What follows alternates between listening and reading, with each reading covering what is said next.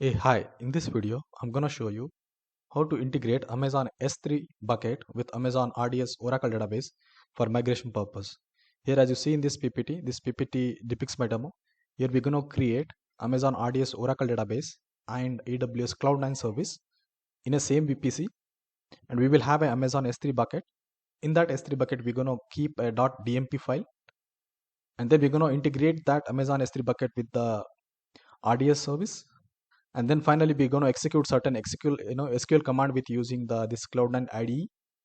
Then finally we're going to see that how we can import the configurations of that DMP file into the Amazon RDS Oracle database. Yeah, so that's the main aim of this video.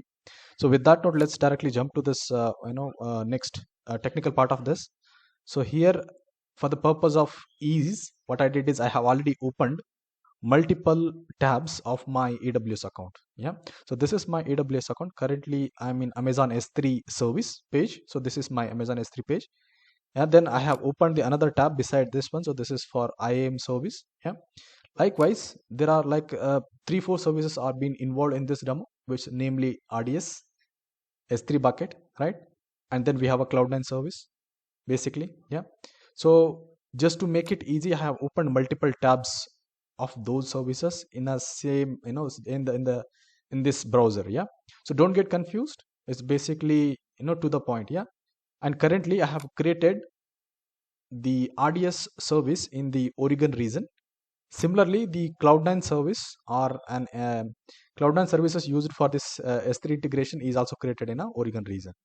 Yeah, all right, so first one, let me walk you from from the left to right, from here to here, and we're going to see that what is the configuration step I have followed and achieved the integration between the S3 and Oracle DB. Yeah, so first one, I created an S3 bucket like this with a name like RDS Oracle, RDS, basically RDS Oracle to S3 integration.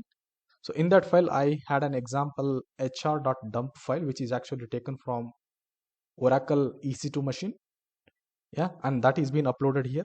Now the information present in this hr.dmp file would be imported in the Amazon RDS for Oracle database.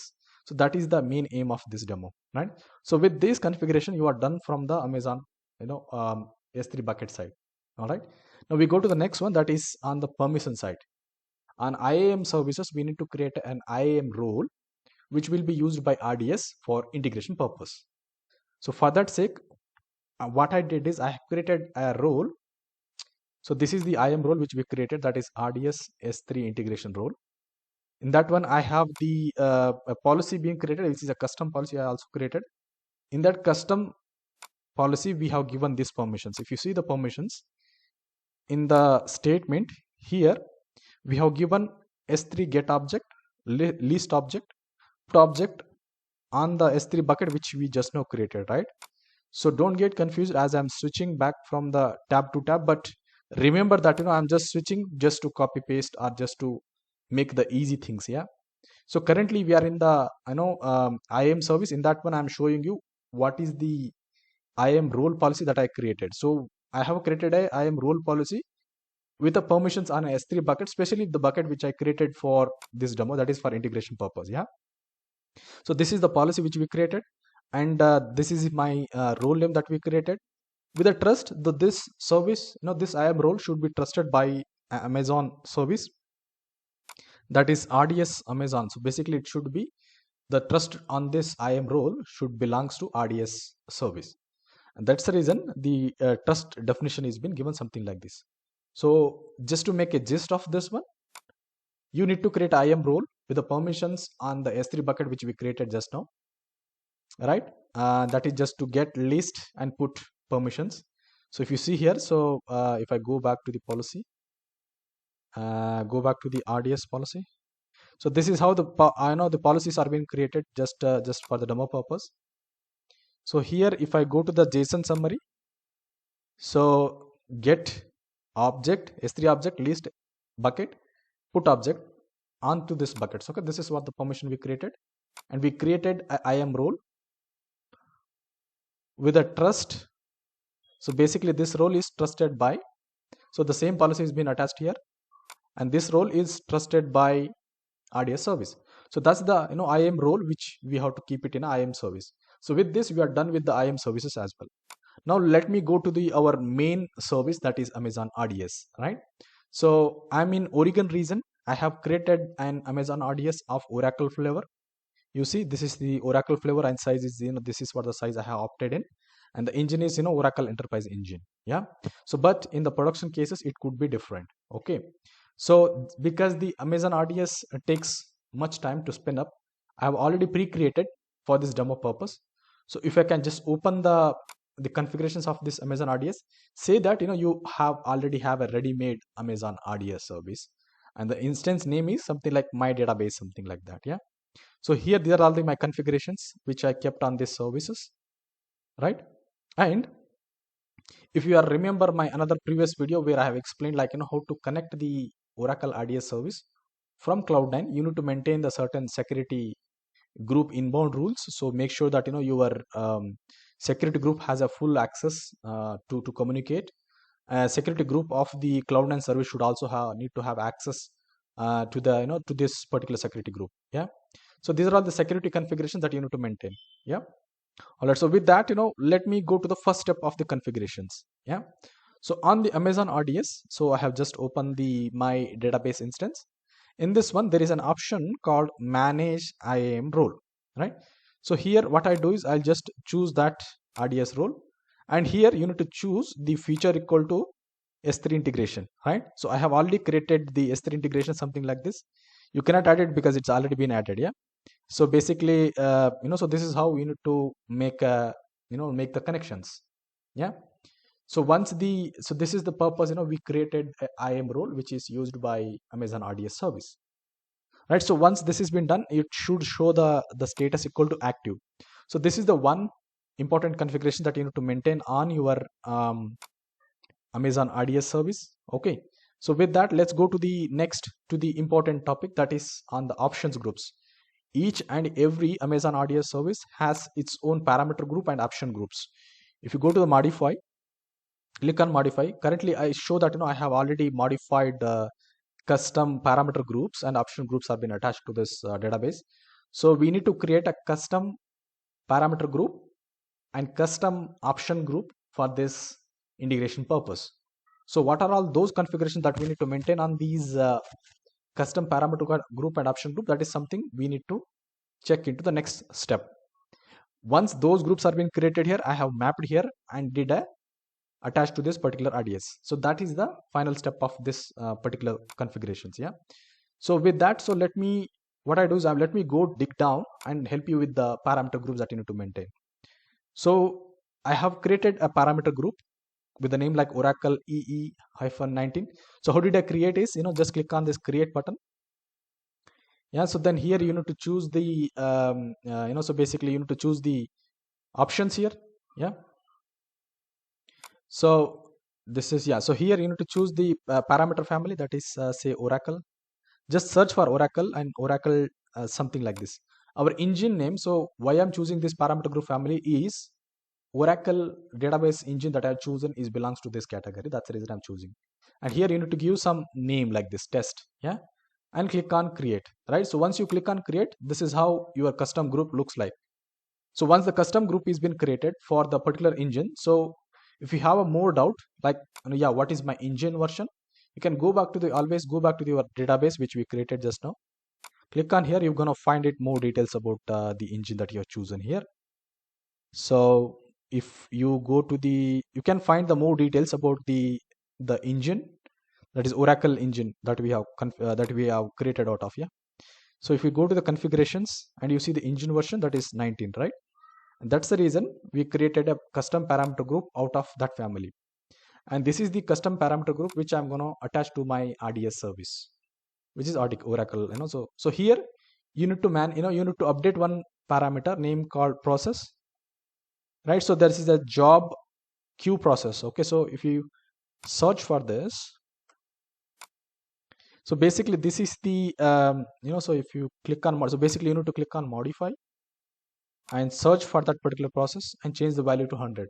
For now, I have already did it for my demo purpose, so I don't need to do it again. But maintain the job underscore queue underscore processes equal to value equal to 100. Okay, so this is the configuration you need to maintain on the parameter group. Rest all keep it is default. That is fine. Now we go to the next, go to the option groups. In the option group, we just have to do the same thing. So we have to create a, the clone of the default option group being created for our RDS machine. So whenever we create an RDS database, a default option group will be created here. Out of that, we need to create a custom, the custom option group as well. Say like, just give the name like this, test, and choose the engine. That is, our engine is Oracle, Oracle EE, and then major version is something like this 19, yeah, and click on create. So which will create option group something like this. So in my case, this was the optional group. This was the option group for option group which I created for. Yeah. Also here we need to add two options. Once the option group is created, we need to add two options. What are those two options? This is something I'm going to walk you through now. So these are all the two options you need to maintain in your options group, which is very, very important for the S3 integration with the Amazon RDS. So to do that, click on the add options. So here we need to add two things. One is SQLT. We have to add SQLT. So there is an option called SQLT. Because this is already added, it will not show. But when you are doing for the first time, you should see an SQLT, right? I will go back to the configurations. So if I open this one, I will just make this screen available for you. Create an option for SQLT. Like if you click on an option, you should see an option called SQLT. Underneath that, keep the persistent value equal to no, permanent value equal to no, version equal to 2018-07 25 version 1, license pack equal to T. This is the configuration you need to maintain. And the other one is, we need to add another option for S3 integration. Yeah. And the rest all values, you need to keep as it is. So with this configuration, the custom option group for Oracle EE-19 engine is completed. Now you go back to your RDS Oracle database, click on here or click on modify and append those two parameter group and option group that we created just now. And that is what I have already did it here. So if you go to the additional configurations, database options, in the parameter, choose those custom parameter group and option group that I created and say like apply immediately, right? So once you click on apply immediately, the status of the database should become available. So with that configuration, you are already, you are almost done with the prerequisite of the, the integration, right? So basically till now, whatever we have saw is a prerequisite for, starting the integration activity, right? Now we go to the AWS Cloud9, and from where we try to execute certain SQL queries and how to import the, DMP file into the Amazon RDS Oracle database, and finally see that, our tables are getting created as expected, right? So here if I show you, so this is the Cloud9 service which I created for to interact privately with the Amazon RDS service, and from there I executed the all SQL queries that is required for integration and eventually achieved it. So how did I do that? I'm going to show you here. So this is the live session. It is still active, which I have just now completed. So basically, so once the AWS Cloud9 service is created, I clicked on open it. So this took me here. If you have seen my previous video, that is how to access the Amazon RDS from so Amazon RDS Oracle from Cloud9 service. So this is what I have already shown you, like how to connect to your Oracle RDS service with using Cloud9, right? So for that case, we have to install certain prerequisite softwares. So that is what I'm doing in the first step, right? So I have a script called, this is the script. So here we are actually installing the certain prerequisite, and that is what I did in the first line. So if you see, I'm elevating to the sudo. So basically these are all the commands which I have already executed. I'm going to walk you through these commands and finally make you to understand, how does it actually works. So first one, we did sudo -su as per this document, or basically what I did is I did a control A, copy, and then I pasted in this Cloud9 terminal, and eventually it will end up with installing all the required softwares. So if you see down the line, go down the line, it's a one-time job basically. So if you go here, so till here, once you see the cursor here, like up to the bash archi, which means that it has successfully installed with the prerequisite. Now let's go to the next command. So basically next is to interact with the service, right? So for that case, I have to run the SQL plus query. So the next my SQL plus query was something like this. So to make you understand, what I'm doing is I'm just selecting the part of the SQL queries. So the selection, just follow my selection and try to follow the commands. You should be understanding what I'm telling. So once the prerequisite is done, what we are doing is I need to connect with the Amazon RDS Oracle database, and from there, once you have a session with the Amazon RDS, then you can run the queries, run the SQL commands against the Amazon RDS, right? So for that case, I'm taking a session with the RDS with using my user ID and password. So here command is SQL plus Oracle admin, which is my username, which I have given during creation of Amazon RDS. This is the password, that is welcome123 at the rate. Description, address list, address, protocol equal to TCP. So this is like a standard syntax which I explained in my previous video. You can follow the same thing.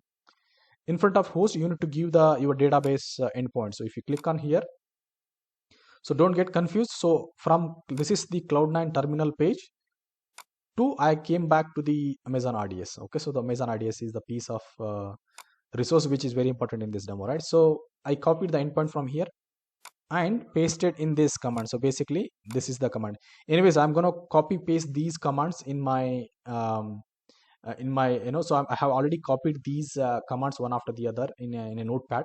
I'm going to share those notepad in my GitHub repo, and the GitHub repo link will be placed in this video's description. You can find it from there, right? So here this is the endpoint which we have given here, and then the port number is 1521 and connect. This is the SID is nothing but the database within your engine, that is Oracle. In your case it could be different. Yeah, so once you run these commands, you should see the cursor like this, that is SQL session, which means that you have connected to your engine, right? So you have connected to your engine, that is what it means, right? Then I have started my commands to integration, right? So for that case, what I did is I'm just going to show you those commands. I have created basically s3 integration.txt file. So these are all the commands which we need to run from top to bottom, that is first, second, something like that. And finally we're going to see that the DMP file is being imported in a Oracle RDS. All right, so I'm going to explain these commands, how did I execute and what was the result, one after the other. Finally I'm going to show you that it is being imported as expected, right? The first command which I imported in the same session, if you see, so if you follow this command, that is SQL, which means that so basically, which means that that is the place where actually the command gets executed, right? So you see currently SQL, right? And basically the move right direction command. Yeah, so go back to the our command basically. So first command that we need to execute is execute rs admin, that is RDS admin dot RDS admin util, create a directory with a directory name something like this, my dump directory. So basically what is this command is doing, in the sense it is actually creating a directory within the Amazon RDS machine. Note that Amazon RDS machine is not available in your AWS account, but it is being managed by Amazon basically, or AWS. So in such cases, so this is how you create a dump directory within the Amazon RDS machine, and there in that dump directory you're going to download the required dump file from the Amazon S3 bucket. Okay, this is how we do. So for that case, this is the command which actually creates a directory within the RDS machine. And so basically it should return a command saying like PL SQL procedure successfully completed. In the sense, once it executes this command, it should throw like should say like procedure is successfully completed. Okay, so this is the first command. If I go back from the top one, this is a create. First we created a directory, then so basically then let's see what is the next command which we are doing, right? So next command is select a star from the table. This is the Amazon sorry, this is RDS. You see, this is the command select star. I'm just selecting the command again. So command says select star from table RDS admin dot RDS file underscore util list directory where directory equal to this. Yeah, so basically it is just to verify whether the directory is created or not, right? So first command is to create a directory, the next command is to verify whether the directory is created or not. So indeed the directory is created, and this is what it returned to me, that is directory name and file size is this one, created or not. Yeah, And let's go to the next command. The next command is actually, this is the command which actually downloads the hr.dmp file which is present in the S3 bucket to the directory which we created in the RDS machine. All right. So the command is select RDS admin underscore S3 task. So this is basically we are creating a task, that is RDS admin task dot download underscore. So basically these are the the stored procedure which is available in the RDS, which we are reusing it for downloading the the files present in the in the in the S3 bucket into the Amazon RDS machine. Okay, so for your information, so here we are creating an RDS task, that is RDS admin S3 task. In that one we are using download a file from the S3 bucket. This is the bucket name. So this is, we are here make sure that you change the name to your S3 bucket name, not my bucket name. Yeah. And then you create the PS directory, in the sense in which directory the file has to be downloaded. It has to be downloaded into this, that is my dump directory, and the task ID is something like this. Yeah. So basically so what we are telling is whatever the files, whatever the dump file present in this S3 bucket like this has to be downloaded. That is what we are creating a task now. Okay. So once this command gets executed, if you see the command, it will return you the task ID. So note down the task ID. The task ID is needed for next command. So next command is to select text from the table, that is RDS admin.rds underscore file. It will read the text from bdump. Then the task number is, this is the log. In the sense we are just reading the logs. Okay. And the logs contain something like this. If you see here, this is task is about to list the S3 object in the region, and this is the bucket name. You see that actually what is this command is? This command is helping us to read the logs of the task which we created above, right? And finally you see that it clearly explains, the logs clearly explains what is happening in that file. Yeah. Okay. All right. It finally it says the task is successfully completed. In the sense we have successfully read what the logs contains, right? Log says the task is listed, right? It says that finally it says the task has downloaded the Amazon S3 bucket, S3 bucket object. The object name is like hr.dump. So clearly, right, it says task successfully downloaded. Yeah. And finally it says the task is finished, which means that yes, the hr.dmp file is successfully downloaded. Yeah. All right. And the location is, if you see the location, so this is where it is being downloaded into the machine. All right. So next one is to check check the to check where is the actually, what are the content of the particular directory, that is my dump directory which we created above, right? So that is the next command. Select start from the table RDS admin.rds file util list directory, where directory name is something like this. If you see here, earlier we were used to see only one this file. Now it has written that hr dump file is also been created. All right. So with that, we are almost close, in the sense we have downloaded the file present in the S3 bucket into the Amazon RDS machine. Now we have to go next one step ahead and try to import the content of that DMP file into the Oracle RDS. Let's see how did I do that. Okay. So next command is like a kind of admin commands, which is actually creates a user, grants a particular user certain permissions like that. Yeah. So here it says create a user HR identified by HR. In the sense, create a HR user, create a session and resource to so basically we are actually creating a user, granting permissions to that user to a resource that is called HR, and alternate the user to the quota of something like this. So basically this is the prerequisite command you need to make it. In the sense we are creating a user called HR and granting him a permissions basically. Yeah. And if you run those 4-line commands, right, so you should see a result called grant succeeded. Okay. So this is very, very important step. If I go back to in the Notepad++, so if you see, we are actually running the 3 commands, that is create a user called HR, identified by HR, grant him a session access, that is to a resource. In the sense, grant him access to a resource called HR, and alter the user quota to something like so the 100 MB to users. Yeah. All right. So we have created that user. Now the next command is a stored procedure command, which I felt bit difficulties. That's the reason you see that So basically we created a HR user now. So we use that HR user and try to import the data present in that DMP file into the Oracle database. Yeah. All right. So I have directly run those the stored procedure like this.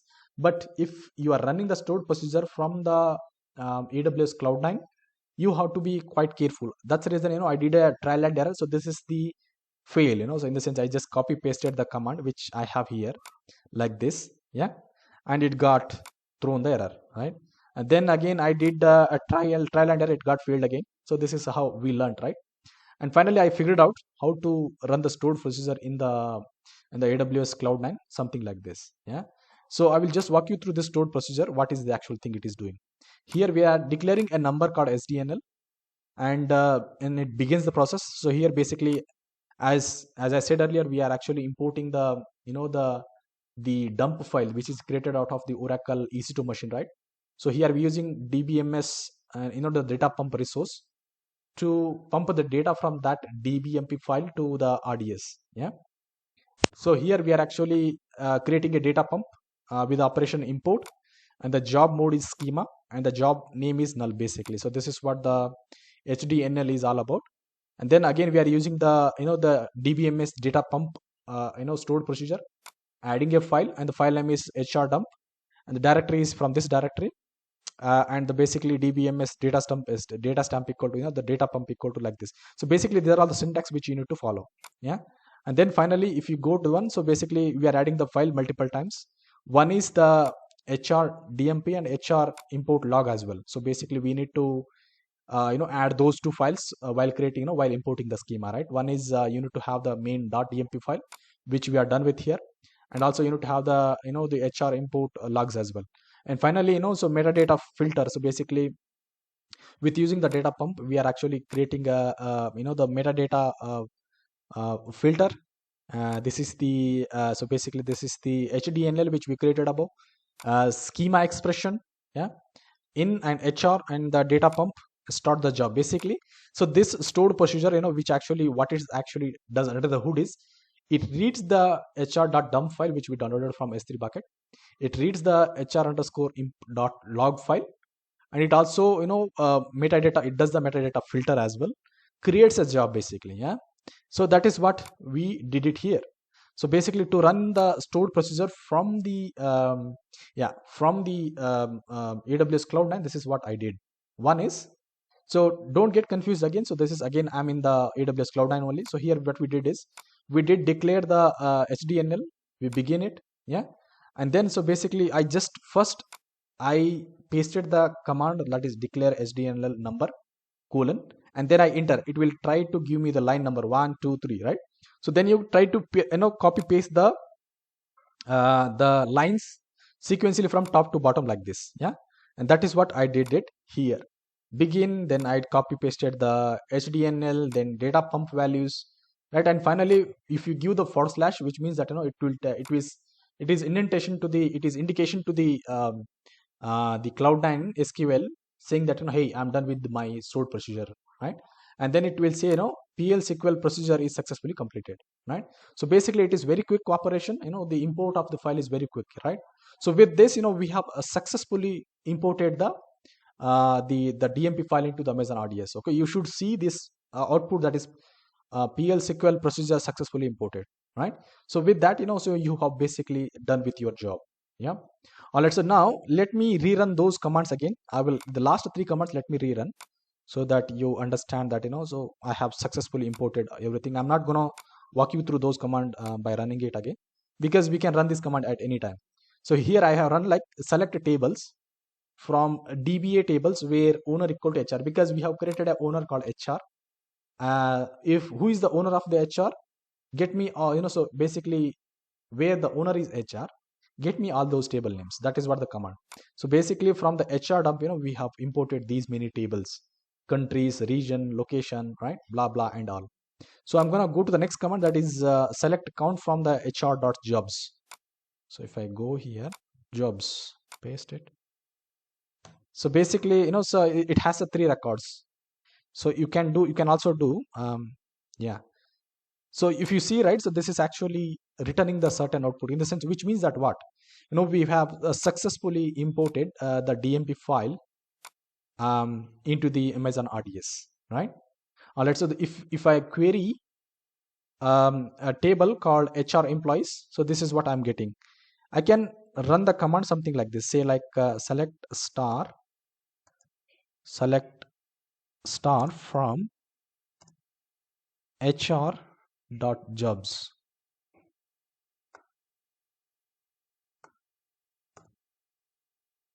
Ah, so basically it's a command wrong. Basically, let's everything in the SQL query has to end with colon. So that's the reason it is telling me select star from HR dot jobs. So if I run this command now, we should get something. Here you go. I'm able to get the something from the select star from HR jobs. Okay, so basically I'm getting these many data out of it. Yeah. All right. So with that note, I know I have successfully shown you the things need to be shown in this video. Finally, a kind request, please do subscribe my channel. That would really encourage me a lot. So with that note, thank you, thanks a lot, and see you in the next video.